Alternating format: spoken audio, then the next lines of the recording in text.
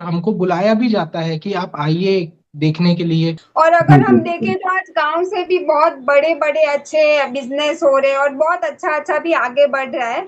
मैं वहाँ के लोगों की सोच को खंगालना चाहता था कि एटलीस्ट वहाँ के लोग चाहते क्या है।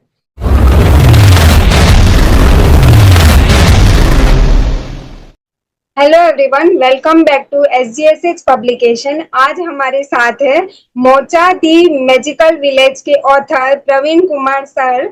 सर, सबसे पहले मैं आपको पूछना चाहती हूँ, आप कैसे हैं? मैं बहुत अच्छा हूँ मैम, आप कैसी हैं? मैं भी ठीक हूँ, थैंक यू।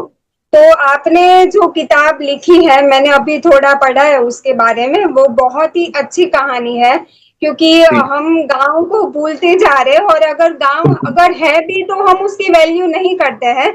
हम बिल्कुल। ऐसा कई बार कुछ घूमने के लिए जाते हैं, बाकी हमें गांव से कुछ लेना देना ही नहीं है।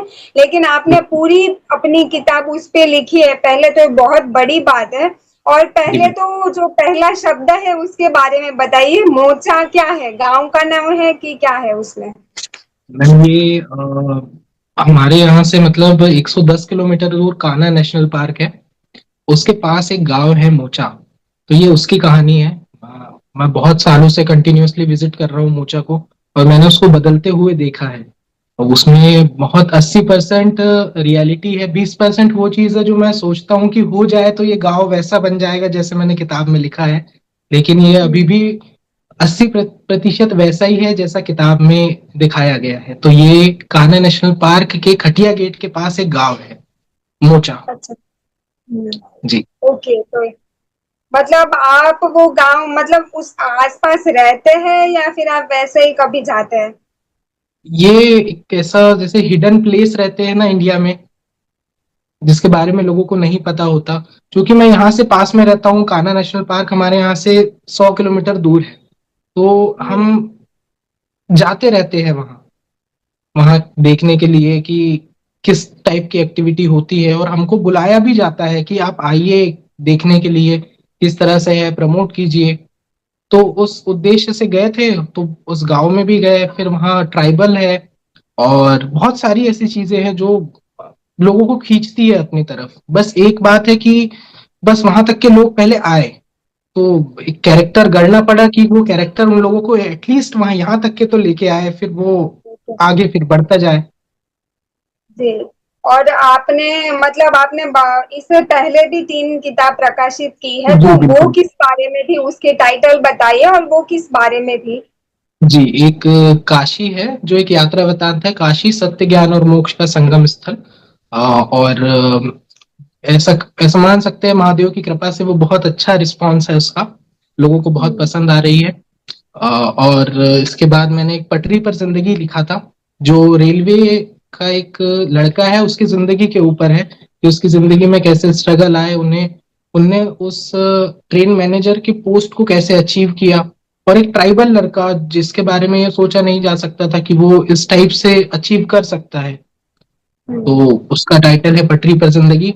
तीसरा है स्क्रिप्टेड दुनिया। जैसा कि बोलते हैं कि सब स्क्रिप्टेड है, दुनिया में कुछ भी बिना स्क्रिप्ट के तो होता नहीं है।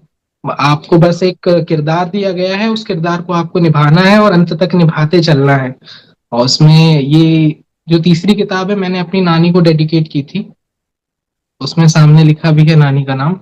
और उसमें नानी है और एक फ्रेंडशिप है, कि अगर आज के टाइम पे अगर ऐसी फ्रेंडशिप अगर निभाए तो बहुत हद तक अच्छा हो सकता है।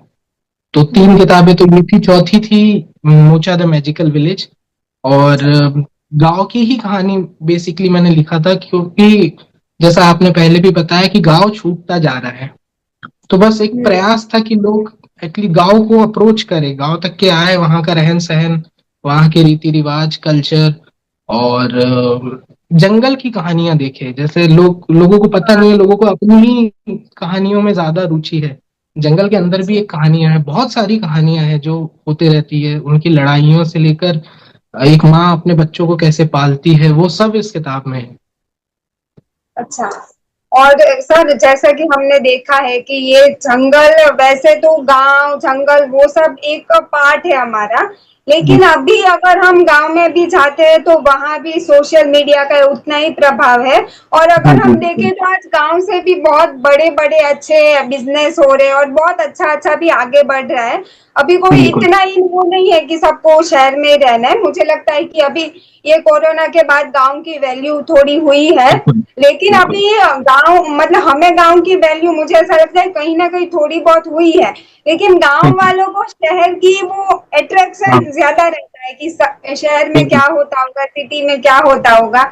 मतलब उसमें किसकी कमी है? मतलब हम शहरों वालों की कमी है कि हम गांव के बारे में ऐसा सोचते हैं, या बिल्कुल गांव वालों की कमी है कि वो शहर के बारे में उसको अच्छे अच्छे, जैसे देखिए हम बुक के बारे में अगर हम सोचे तो हम जैसे पहले हमें एक बुक लिखनी होती है, फिर हमें बेस्ट सेलर बनना होता है, मतलब हमारे सपने खत्म ही नहीं होते। ठीक वैसा ही पहले हम गांव में रहते हैं, फिर हमें शहर में जाना है। तो मतलब किसकी सोच में वो प्रॉब्लम है, क्या शहर वालों की या गांव वालों की?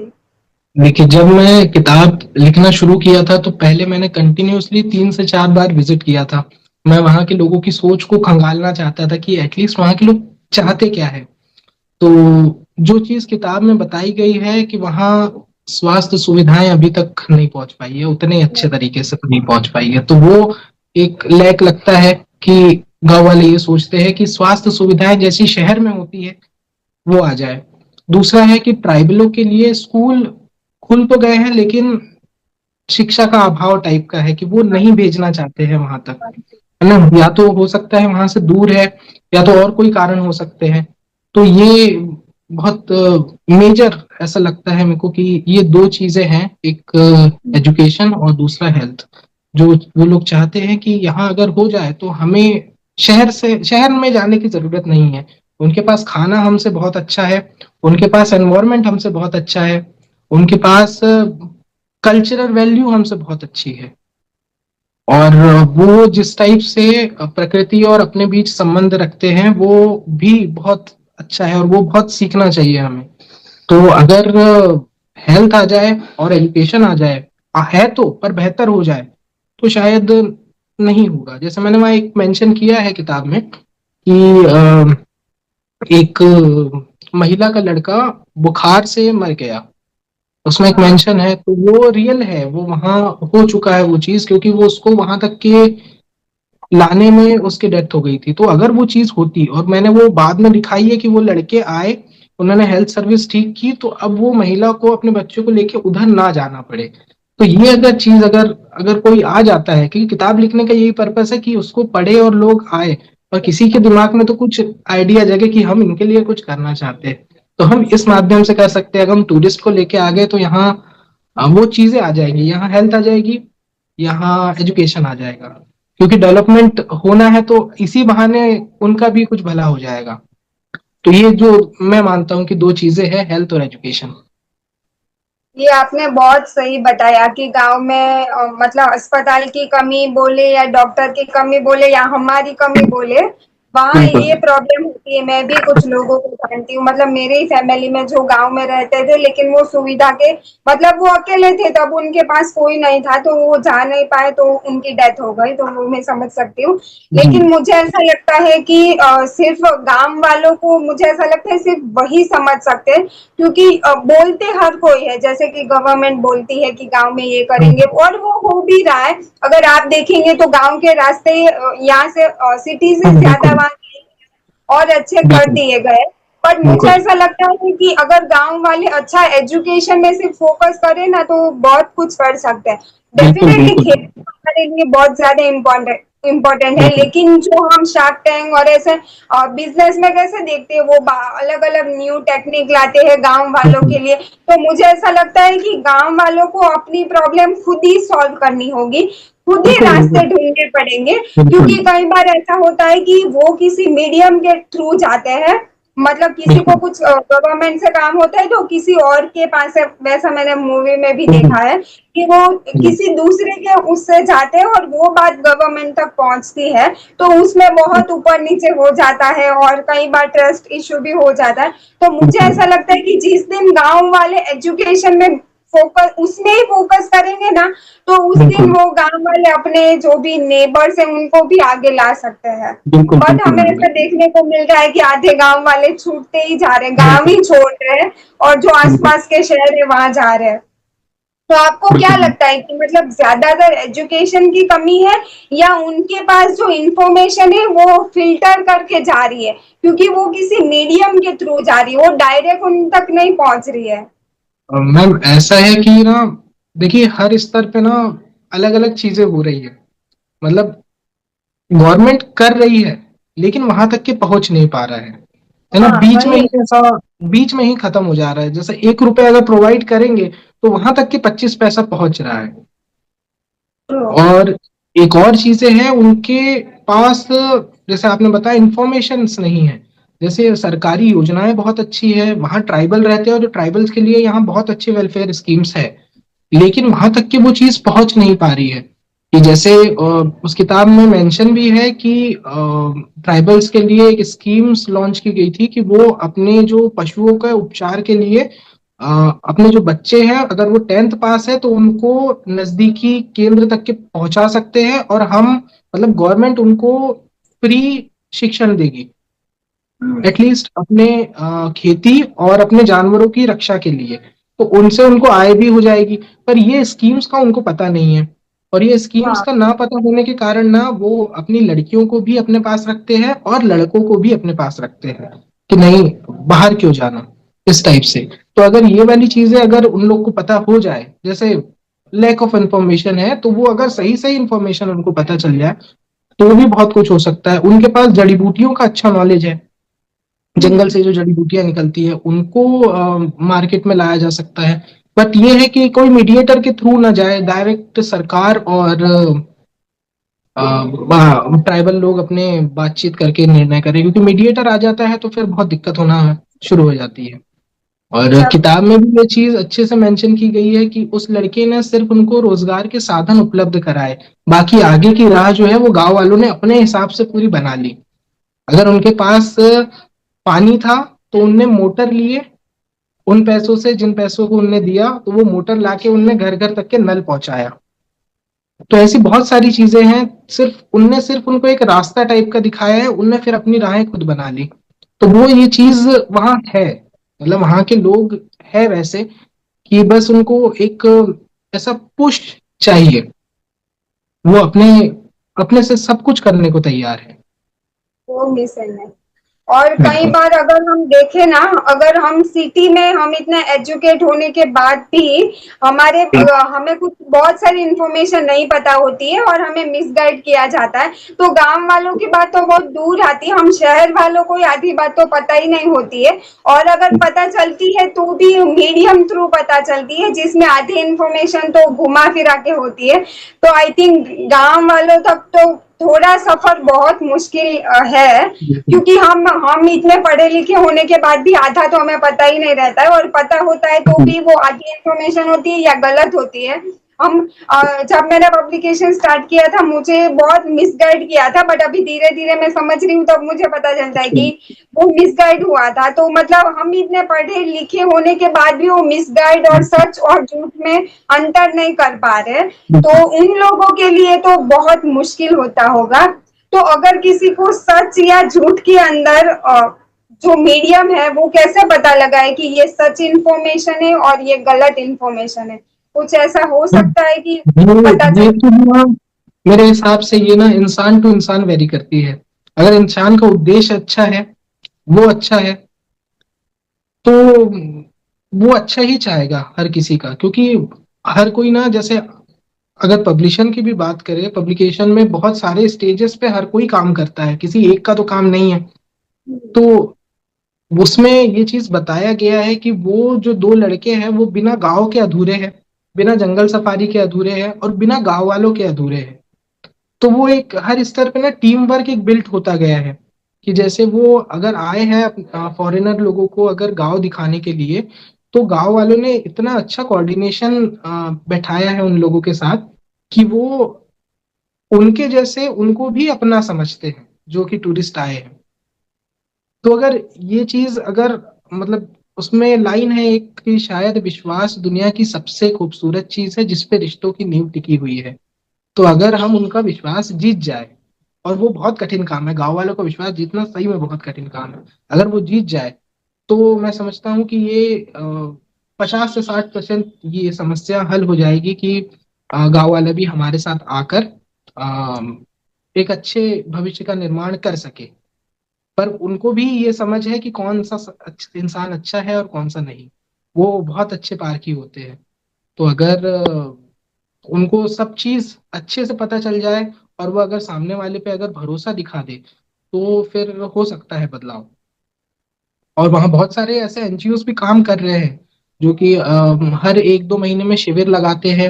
हर 1-2 महीने में कुछ कुछ चीजें ऐसी होती है जो जैसे गांव में ये समस्या है कि वहाँ मलेरिया बहुत जल्दी फैलता है। तो हाँ मलेरिया के शिविर लगाए जाते हैं, क्योंकि वहां अगर पानी आ गया तो वो पानी की निकासी नहीं हो सकती, वो एक जगह पे स्टोर रह जाता है। तो अगर ये चीज जी रहती है तो ये ऐसा होता है कि, और वहां इसी चीज के कारण ना डेथ भी होती है, हाँ क्योंकि वो अवॉइड कर देते हैं। ये नॉर्मल बुखार है, नॉर्मल बुखार है, इस तरह से करके। तो अगर इंसान वहां तक के पहुंचे, अगर उसका उद्देश्य सही है, उसका इंटेंशन सही है, तो बहुत कुछ हो सकता है, शायद बहुत कुछ हो सकता है। जैसे मैंने एनजीओ से भी बात करी थी, तो वो भी यही चाहते हैं कि हम नहीं पर बाकी लोग भी, बाकी एनजीओ भी साथ आए, वो भी अपना सहयोग दे। पर वो गांव वाले इन पे बहुत कम ट्रस्ट करते हैं कि कोई आए। जैसे हाँ वही एनजीओ जब आता है तो पूरे गांव वाले आ जाते हैं और डॉक्टर साहब के पास अपनी समस्याएं बताते हैं। अलग से अगर कुछ होगा तो वो बताते हैं, बाकी किसी के ऊपर वो ट्रस्ट नहीं करते। तो अगर आता है, अगर कोई जिन पे वो विश्वास करते हैं, तो जरूर परिवर्तन हो सकता है, बट विश्वास पहले करें।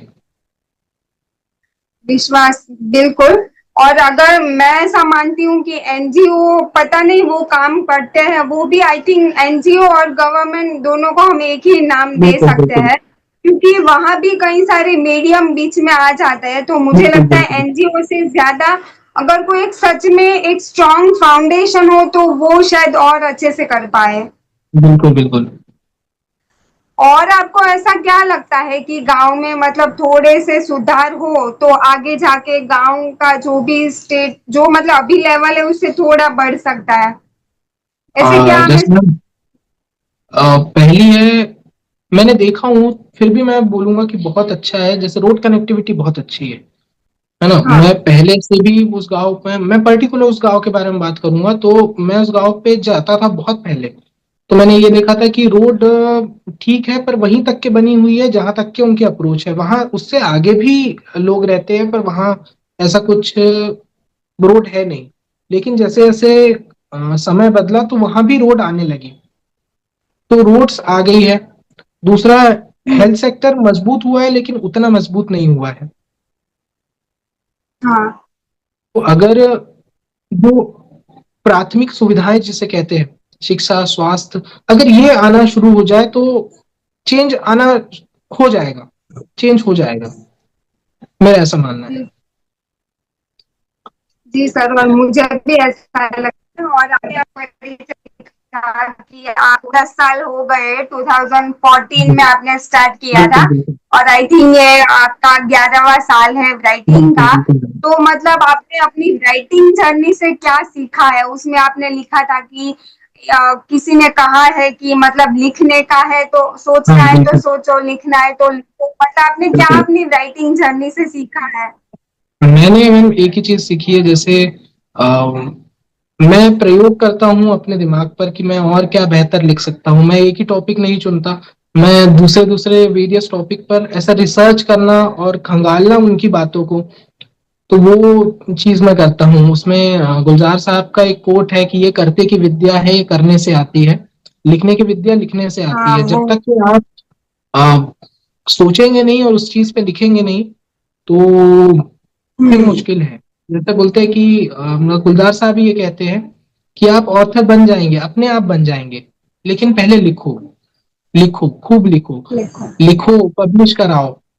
फिर पीछे मुड़ के नहीं देखना है कि किताब का क्या रिस्पॉन्स आया, क्या आया। वो आप जब तक के चेंज नहीं लाएंगे, जब तक कि आप अपने राइटिंग्स पे वर्क नहीं करेंगे, तो फिर थोड़ा सा मुश्किल होता है। तो अगर मेरी बात करें कि मैंने क्या सीखा, तो मैंने इम्प्रूवमेंट देखा है अपने थॉट्स के अंदर। पहली किताब से लेकर अभी किताब, या 2014 के बाद से लेकर अभी तक, मैं एक इम्प्रूवमेंट देख रहा हूँ कि मैं अच्छे टॉपिक पे सोच सकता हूँ, अच्छे टॉपिक पे लिख सकता हूँ। और कोशिश यही करता हूँ कि अगर आने वाले सालों में भी 5 साल हो जाए, 10 साल हो जाए, तो मैं देखूं, जैसे मैं पिछला निकाल के कभी देखता हूँ 2015 में मैंने क्या लिखा था, मैं देखता हूँ अच्छा ये मैंने लिखा था, मतलब ये चीज आती है। और अभी मैं देखता हूँ तो मतलब यार ये भी मैंने लिखा है। तो वो एक एक सडन राइज और सडन फॉल, जब इंसान खुद रियलाइज करता है अपने अंदर, अपने थॉट्स के अंदर, तो वो एक शायद एक राइटर को राइटर बने रहने की हिम्मत वो देता क्या है। क्या कहते हैं, चाहे वो बोल सकते हैं हिम्मत देता है, या एक ऐसा ठोस कारण देता है कि हाँ आप राइटर है, क्योंकि आप लिख रहे हैं। उसमें अभी फिलहाल कुछ दिन पहले विनोद कुमार शुक्ल जी को ज्ञानपीठ पुरस्कार मिला था। उनमें उसमें उस किताब में उनका एक कविता भी है, गमले में जंगल। तो वो मैंने बहुत पहले उसमें ऐड किया था, क्योंकि वो मेरे बहुत पसंदीदा कवि है। और जब मैं वहां गया था, जहाँ बाहर एक स्टोर है, वहां किताबें रखी रहती है, तो मैं जब वहां गया था तो मैं ये सोच के गया था कि मैं जब इस किताब को लाऊंगा तो जरूर मेरी किताब यहाँ रहेंगी स्टोर्स में, बिल्कुल रहेगी।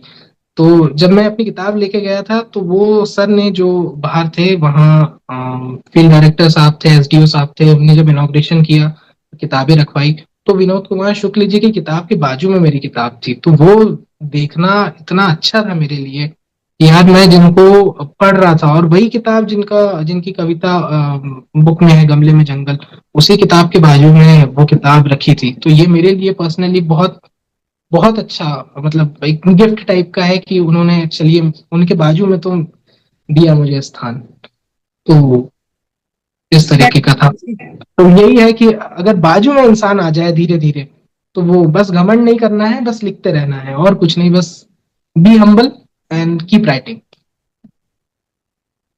डेफिनेटली ये ट्रू अचीवमेंट है, क्योंकि आप जिनको देखते आए या जिनसे सीखते आए, अगर उनके पास डेफिनेटली बुक होना भी बहुत बड़ी बात है, और आई विश आप कभी उनको बुक दे पाए अपनी। और बिल्कुल मैंने बिल्कुल। आपके कहीं पोस्ट में देखा है कि आप मतलब लाइब्रेरी, मतलब नेशनल पार्क की लाइब्रेरी और कुछ जगह ₹5 में भी बुक लोगों को बिल्कुल पढ़ने के बिल्कुल लिए दे रहे हैं। तो बहुत बिल्कुल। बड़ी बात है, और ये आपने कैसे सोचा कि मुझे ₹5 में मैं रीडर्स तक पहुंचाना चाहता हूँ। मैम ये एक संस्था है जबलपुर की, रीड ऑन रेंट। तो जब मेरा उनसे संपर्क हुआ था तो मुझे बहुत अच्छा लगा था, क्योंकि पर्सनली अगर कोई किताब किसी को रेंट पे दे रहा है, क्योंकि हमारा ऐसा रहता है कि यार आप पढ़ो, आप किताब लेके जाओ, आप पढ़ो, बट इतने चीप कॉस्ट में अगर किताब मिल रही है और पढ़ रहा है पाठक, तो जरूर ऐसा माना जाता है कि वो भी, जो इंसान पढ़ता है वो आज लिखने के लिए तैयार नहीं होगा, लेकिन बैक इन द माइंड वो तैयार हो रहा है। बट आपने उसको हम्म। साधन तो दे दिए, आपने उसको चीप कॉस्ट में किताब तो दे दी। तो ये एक बहुत अच्छा इनिशिएटिव था, तो मैं अभी उनके साथ जुड़ा हुआ हूँ। और वो काम कर रहे हैं बहुत अच्छे से। हर वीक संडे एक बड़ा सा फंक्शन टाइप का ऑर्गेनाइज होता है जबलपुर में, जहाँ रीडर्स आते हैं, पढ़ते हैं, चर्चाएं होती है, थॉट शेयर होते हैं, कोई आइडिया शेयर होता है, या किसी टॉपिक पे अच्छी बात होती है, और फिर टॉप वहां से बहुत अच्छी चीज ये हो जाती है कि आपको शायद आपके आने वाली किताब के टॉपिक्स मिल जाए। हाँ, ये बराबर। बहुत अच्छा है। तो अब इस उद्देश्य से जाना तो ठीक नहीं है कि आपको आपकी आने वाली किताब के टॉपिक मिल जाए, मगर उनके साथ बैठना, बातें करना, वो एक सही में बहुत अलग अनुभव है। और मेरा मानना है कि ये हर सिटीज में होना चाहिए, कि आपको एक चीप कॉस्ट में किताबें अवेलेबल कराए और आप पढ़ें, और जरूर उसका फीडबैक दें, पढ़कर छोड़े ना। फीडबैक देना मतलब हाँ, ऑथर के लिए भी बहुत अच्छा होता है, बहुत। और उसका मनोबल भी बढ़ता है। और दूसरी चीजें भी होती है कि आप अपने अंदर भी एक ला लेते हैं कि आप भी लिखने की शुरुआत कर सके। जैसे विनोद कुमार शुक्ल जी कहते हैं कि मेरा मानना तो ये है कि हर इंसान को एक किताब लिखनी चाहिए। तो हम भी उनके ही जैसे है कि अगर उन्होंने कहा है कि हर इंसान को एक किताब लिखनी चाहिए, तो आप पर्याप्त संसाधन जुटाइए, पर्याप्त अनुभव जुटाइए, और कोशिश कीजिए कि आप भी लिखें। डेफिनेटली हर इंसान, मुझे नहीं पता है कि हर इंसान को एक किताब लिखनी चाहिए या नहीं लिखनी चाहिए, लेकिन मैं ऐसा मानती हूँ कि हर इंसान को लिखना चाहिए।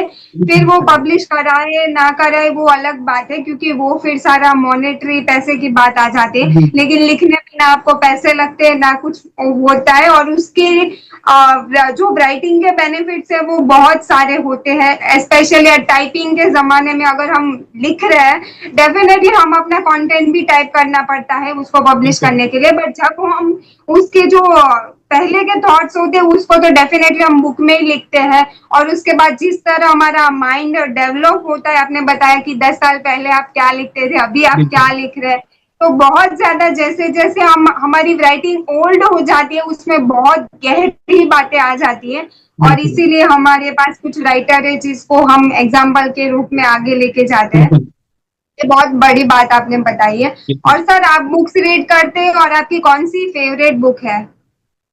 मैम ऐसे, जैसे अगर फेवरेट तो मैं जैसा सब बुक्स के मामले में फेवरेट तो मैं मानता ही नहीं। हर किताब कुछ ना कुछ सिखाती है, चाहे वो छोटी हाँ, किताब हो बड़ी किताब हो। कोई एक पेज इतना खूबसूरत लग जाता है कि पूरी किताब आप किनारे कर दो, बस वो एक पेज और उस पे लिखी लाइन। तो कई बार दो फिर लाइन भी बहुत इंस्पायर बिल्कुल कर बिल्कुल देती है। बहुत, क्योंकि वो ऐसा रहता है जब आप किताब को अपनी जिंदगी से रिलेट करना शुरू कर देते हैं ना, तो आपको हर किताब अच्छी लगने लगती है। और हर किताब में ना लेखक ना एक उद्देश्य छोड़ता है, लेकिन वो बताता नहीं है, वो हिडन है अंदर। आपको उसको खोजना पड़ता है कि वो कहना क्या चाह रहा है, उसके ऐसा लिखने के हम्म, पीछे की सोच क्या है। अ, तो ये वाली चीजें अगर इंसान सोचने लग जाए तो बहुत अच्छा एक माइंडसेट तैयार हो सकता है आगे। और जैसे किताबों के मामले में, जैसे धर्मवीर भारती की गुनाहों का देवता, वो बहुत बहुत पसंद है। और अगर मैं एक रिलीजियस पर्सन हूँ, तो मुझे पर्सनली अच्छी लगती है रिलीजियस बुक श्री दुर्गा सप्तशती। मैं उसी पे मतलब, मेरे लिए शायद उससे ऊपर कोई किताब नहीं है। उसमें जो चीजें बताई गई है, अगर उस लोग उसको पढ़ ले, उसको समझ ले, तो वो एक स्टोरी क्रिएट कर सकते हैं अच्छी सी, जिसमें बीच में एक महिला हो सकती है। और जरूर वो जो उस किताब का पर्पस है वो लोगों को समझ में आए तो बहुत अच्छा होगा। तो अगर एक किताब अगर चूज करना हो तो श्री दुर्गा सप्तशती। डेफिनेटली।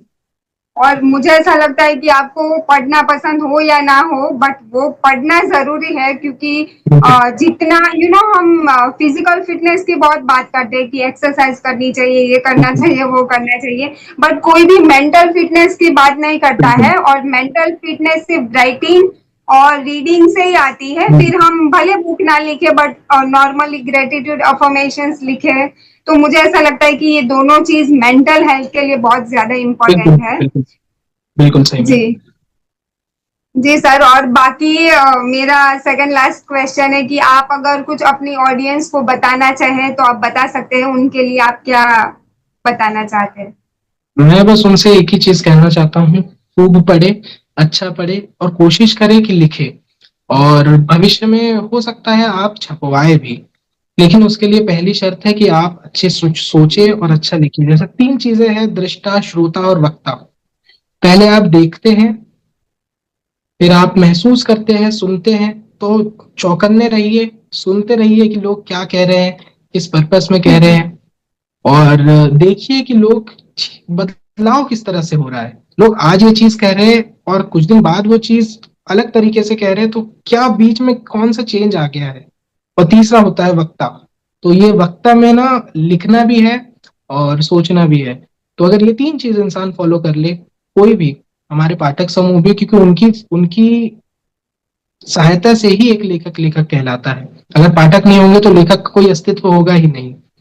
तो वो जितना अच्छे से लेखक को समझता है, पढ़ता है, वो उनके लिए भी जितना बड़ा है उतना बड़ा हमारे लिए भी है।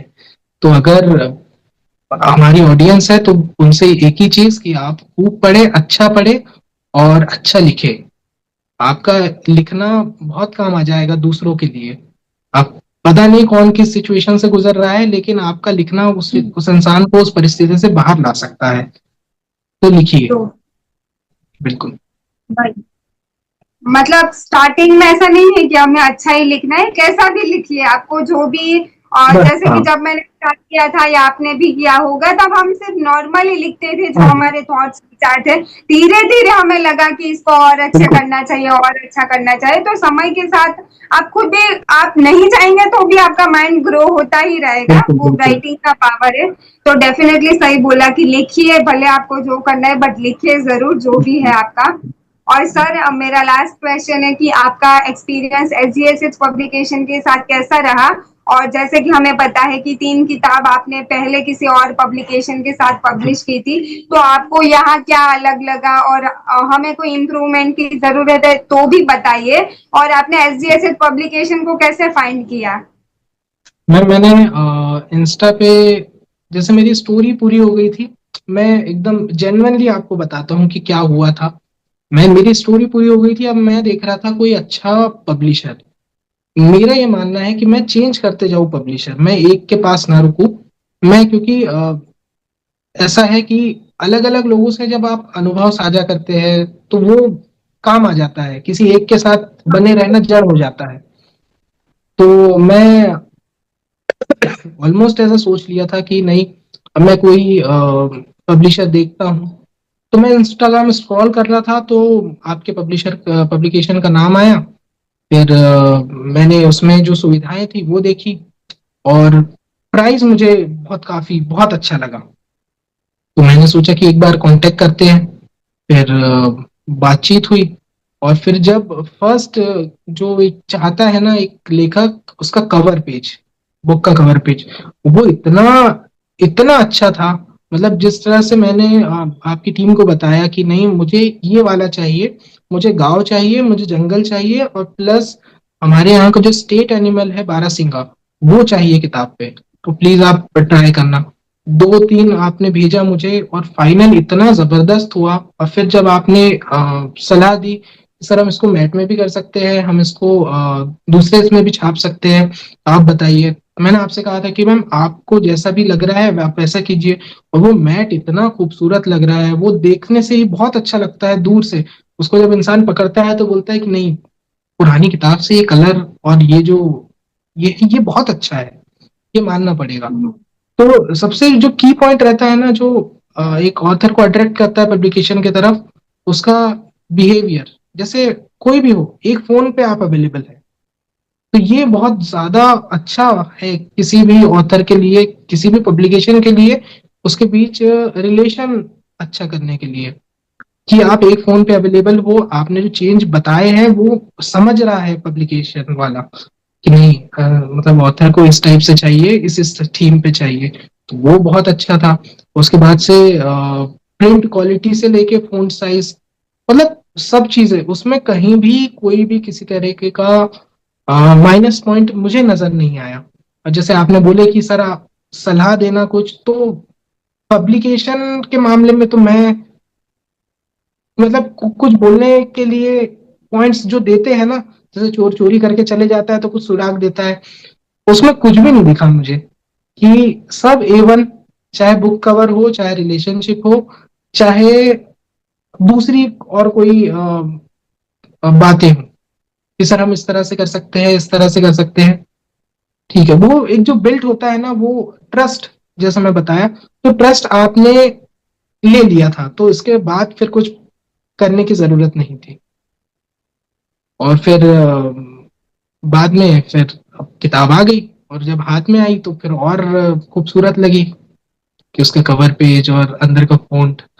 और जितना मुझे पसंद आया, उतना जिन्होंने भी पढ़ा उन सब ने तारीफ किया। बहुत। जी सर, ये बहुत, जो कवर बता आपने पहले बताया, पहले तो समझना थोड़ा मुश्किल था कि कैसे बनाते हैं, फिर डिजाइनर को दिया, तो हमारी डिजाइनर ज्योति सिंह मैम ने बनाया था, और बहुत अच्छे से, मुझे भी पर्सनली बहुत अच्छा लग रहा है कवर। बिल्कुल एकदम आपको देख के ऐसा लगता है कि ये बुक तो मुझे चाहिए, वैसा वाला कवर है, बिल्कुल बहुत बिल्कुल प्यारा कवर है। बिल्कुल मैम। जी सर। और थैंक यू, आपने ऐसा बताया कि कैसे आपने फाइंड किया। और कई बिल्कुल बार डेस्टिनी में लिखा होता है कि आप ये बिल्कुल पब्लिकेशन को बिल्कुल भी ट्राई करिए, और आपने बहुत सही बोला है कि एक ही पब्लिकेशन से नहीं, हर किसी को ट्राई करना चाहिए। बिल्कुल। डेफिनेटली किसी मतलब कुछ-कुछ ऑथर्स को एक ही साथ अच्छा लगता है कि मतलब उनके दूसरी जगह वो मगजमारी नहीं चाहिए, क्योंकि हाँ हाँ। पब्लिकेशन के इतने नियम होते हैं, बिल्कुल। तो हर नियम को थोड़ा संभालना थोड़ा मुश्किल हो जाता है। बट आपने भी, मैं भी ऐसा मानती हूँ कि आपको लाइफ में अलग अलग एक्सपीरियंस करना चाहिए, ताकि आप बिल्कुल। उसमें देख पाए कि कौन ज्यादा बेहतर है और कौन थोड़ा और इम्प्रूव कर सकता है। और डेफिनेटली बिल्कुल। हम भी थोड़ा बहुत अभी इम्प्रूव कर रहे हैं, पहले हम ऐसी क्वालिटी नहीं बनाते, और आगे ये प्लान है कि इससे भी अच्छा कवर बनाए और बहुत अच्छे से बनाए। और स्प्रेड गुडनेस, बिल्कुल। थैंक यू वेरी मच, आपने अपना थैंक यू समय सो दिया मच। इस इंटरव्यू के लिए।